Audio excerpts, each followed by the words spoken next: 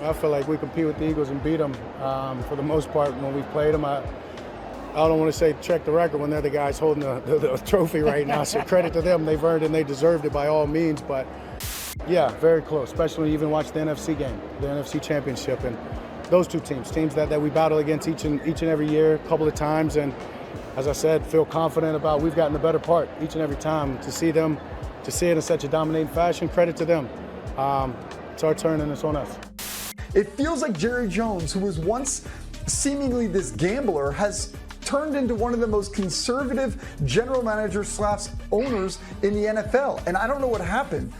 But if Jerry's going to get this team back to playing like the Eagles or the Commanders, he's got to make those big moves.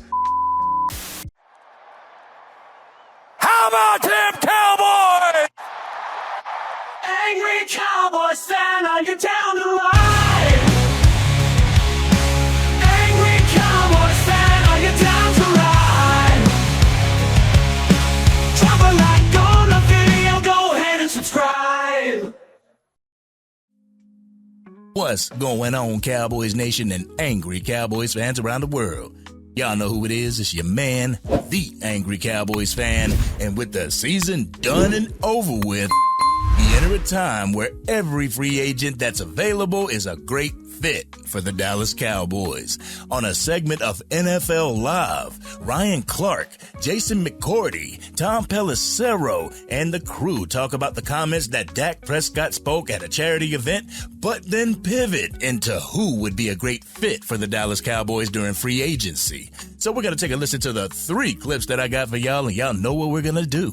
We're going to come back and unpack this raw and uncut. So, Angry Cowboys fans, let's take a listen to the first clip from NFL Live. There's some dudes that played J-Mac and Devin in high school, right? And when they got drafted and became big-time NFL players, they was like, man, I used to be locking J-Mac up. Man, I used to be burning Devin. I could be in the NFL. Guys, that's not how it works. It doesn't work that because years past, you were playing at the same level of the Philadelphia Eagles or you could dominate the Washington Commanders, that all of a sudden now you're going to be on that same level. Things have changed in Dallas. You do now have a new head coach. You're replacing both coordinators, and you're trying to find a run game along with give somebody else on that offensive side of the ball to be a number 2 to CeeDee Lamb's number 1. Not to mention your quarterback is coming off of a major surgery. So there are so many question marks in Dallas, and one of them being their new head coach, Brian Schottenheimer. Cowboys Nation, when I heard that cherry-picked clip from Dak Prescott, I was wondering what the hell he was talking about. Why was he comparing the Dallas Cowboys, who missed the playoffs this year, to the 2 NFC East teams who made it to the NFC Championship, as well as won the Super Bowl? When I listened to the whole interview, though, I started to have a difference of opinion on it. I'll go over that during my raw and uncut portion, so stick around for that. But jumping into the next clip, Ryan Clark switches topics and goes into who would be a great fit for the Dallas Cowboys in this coming off season. So let's go ahead and take a listen to that and come back and talk about it. Roll the clip. And so to me, my big thing is let's go get Deebo Samuel, right? Let's pair him with CeeDee Lamb. And if now we have Deebo Samuel, it's an answer in the run game with physicality. It's an answer to give you an opportunity to have a number 2 wide receiver if CeeDee Lamb is doubled. That also helps Jake Ferguson get open. And it gives you a physicality on the side of the football that you lost physicality on because you couldn't run the ball. I think Deebo Samuel should be the first call this offseason for Jerry Jones. I know all the time they're thinking to themselves, we're all in, when they aren't really all in. Jerry, pick up the phone, hit John Lynch, and ask him, hey, you up? We need to talk about Deebo. Here we go again, Cowboys Nation. Here we go again with the players that would be a great fit for the Dallas Cowboys, knowing damn well that the players that the 4 and 3 letter networks bring up will never be Dallas Cowboys. It happens every single year, Cowboys Nation. The 3 and 4 letter networks bring up these high profile names, and Cowboys Nation gets pissed when they don't end up on the team.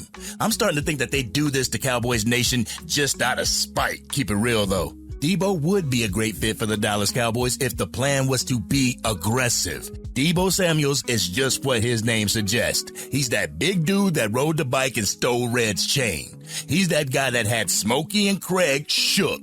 Debo also will have the DBs on the opposing defenses shook.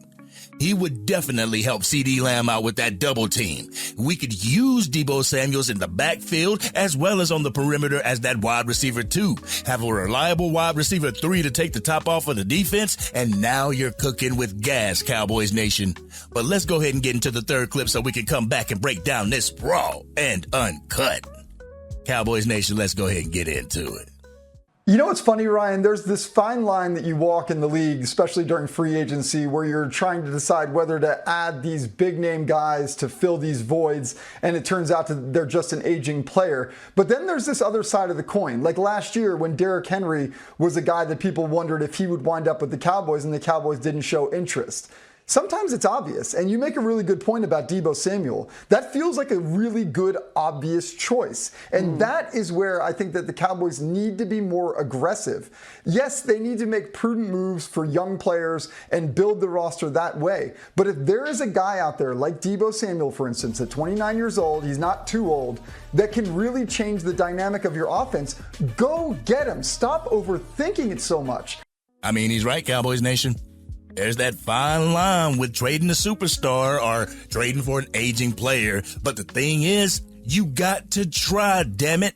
If you're Jerry and Stephen Jones, you have to try, because if the fan base feels that you're going to do the same old thing, you'll be losing even more fans that helped you accumulate that $9 billion that the Dallas Cowboys worth. But you know what? Y'all ready for this raw and uncut?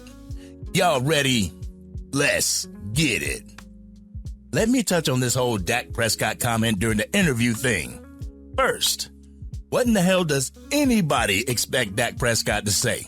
When he's humble and he gives the Eagles or the Commanders their due, he's saying the wrong things and he seems weak. When he says what he said, he seems delusional. What would Cowboys Nation want this man to say in this type of situation? Oh, well, credit to them. You know, we're not on their level. The Eagles are juggernauts and so are the Commanders, and we're light years away from them in the NFL. How would the NFL, the talking heads, and Cowboys Nation take that?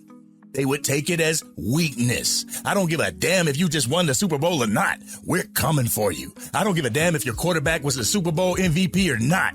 We are coming for you. We're going into the 2025 season looking to reclaim the NFC East, and I don't give a damn what anybody thinks about it. Real talk. But as for Debo Samuels, if we were looking to have an aggressive style team, Debo Samuels would be a nice addition to this team. He would be one of those nonsense type of wide receivers on the opposite side of CeeDee Lamb. Brian Schottenheimer could use CeeDee, Debo, and Kevontae Turpin in the backfield if the Cowboys consider signing Kevontae Turpin to an extension. It would be an aggressive move by Jerry and Stephen Jones, and it would give Cowboys Nation a little bit of hope from that front office that the front office is going to be doing something that is aggressive. But this offseason is going to show us a lot, Cowboys Nation. It's going to show us how aggressive the front office is going to be. It's going to show Cowboys Nation how much confidence that we can put in this organization. It's going to show how much the front office is going to help Brian Schottenheimer with the personnel of this team. Most importantly, it's going to show if the front office means business. If they want the team to be aggressive, they have to be aggressive too. But as much as fans want the players to be aggressive on the field, the front office has to show the same type of aggression. I would never ask somebody to do something that I wouldn't do. So how could the Dallas Cowboys front office ask these players to be aggressive, but the front office not show aggression? It's not going to happen, Cowboys Nation. So Jerry and Stephen Jones, you hold your cards in your hand. You're up to bat. Are you going to just sit and wait for your pitch? Are you going to go down swinging? The NFL teams that have had success in the past 7 years, they've sacrificed in free agency. They have leveraged their immediate future in order to secure a ring for the organization. It's about damn time Jerry and Stephen Jones and the rest of the front office stop thinking about the future. They have to throw caution to the wind and actually go all in. If you continue to do this in free agency and not spend a dime, forget going all in. You will have a majority of your fan base going all out until you decide to be aggressive. Be aggressive. But this has been your man, the Angry Cowboys Fan. What did you think about the idea of Deebo Samuels coming to the Dallas Cowboys? Would he fit in this lineup? How would Brian Schottenheimer use him in the scheme? Y'all know how we do it. We always talk about it in the comment section. If you're digging the content and want to help get it out to even more Dallas Cowboys fans, drop a like on this video and share it with whomever you know is a Dallas Cowboys fan. If you are DC for life and want Jerry and Stephen Jones to be aggressive during this free agency, hit that subscribe button. Hit the bell to be notified whenever I go live, release a video, podcast episode, draft coverage, or Madden 25 or College Football 25 gameplay. I hope everybody is having a wonderful Valentine's Day, that you are spending it with your Valentine. But let me go ahead and get off here so I can spend the rest of Valentine's Day with Mrs. Angry. But you know who this is. This has been your man, the Angry Cowboys Fan. Happy Valentine's Day, and I'm out.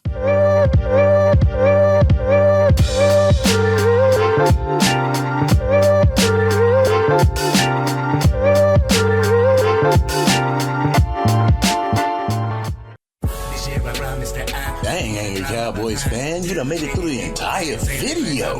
But if you want more content, you can definitely go to this video right here. Or if you want the latest episode of the Angry Cowboys Fan podcast, you can go right here. But whatever you do, like, share, and subscribe to the channel, but remain DC for life.